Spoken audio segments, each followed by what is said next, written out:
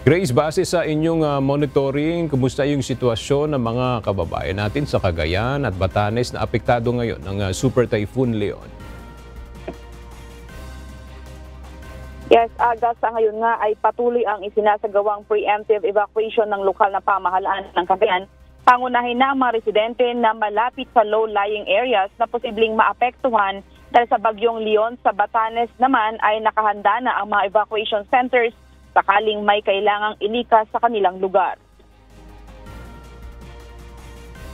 Nadagdagan pa ang bilang ng mga pamilyang apektado ngayon ng bagyong Leon at ipinag-utos na rin ang preemptive evacuation sa ilang bayan sa Cagayan. Ayon kay Rueli Rapsing, ang head ng Cagayan Provincial Disaster Risk Reduction and Management Council, umabot na sa 2,145 na pamilyang binubuo ng 6,255 ang apektado ng bagyo.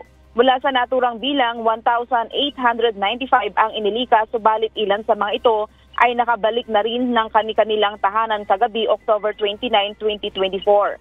Samantala, suspindido pa rin ang pasok ng mga mag-aaral mula sa kindergarten hanggang grade 12 sa buong probinsya, habang ang Tuguegarao City naman ay nag-anunsyo ng walang pasok sa lahat ng antas ngayong araw. Nag-anunsyo na rin ang lokal na pamahalaan ng Batanes ng suspensyon ng klase sa lahat ng antas hanggang bukas, October 31.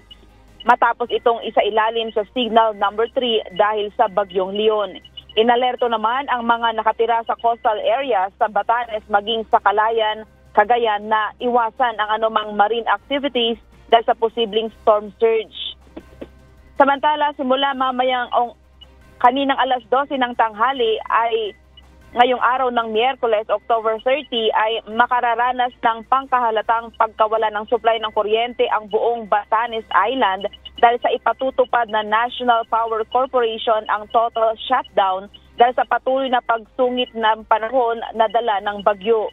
Ayon sa advisory ng Batanelco, ang pagpapatupad ng National Power Corporation ng nasabing shutdown ay hakbang upang maiwasan ang dulot na panganib ng bagyo sa mga electrical na pasilidad para hindi magiging malaki ang pinsala sa mga kagamitan at maging mabilis ang power restoration sakaling gumanda na ang panahon. Asahan naman na maibabalik ang supply ng kuryente sakaling ligtas na para sa lahat. Samantala, ang Basco Cathedral Pastoral Center ay nakahanda na rin para sa mga kailangang ilikas. Mayroong comfort room, may pagkain na pwedeng iluto at mga ready-to-eat foods din. Meron na rin kusina kung saan maaring magluto ang mga evacuees. May nakahanda na rin na libreng moskitero. Sa ngayon ay nakakaranas pa rin ang lalawigan ng Batanes ng pag-ulan at malakas na bugso ng hangin. Yan muna ang balita. Balik sa iyo, Aga.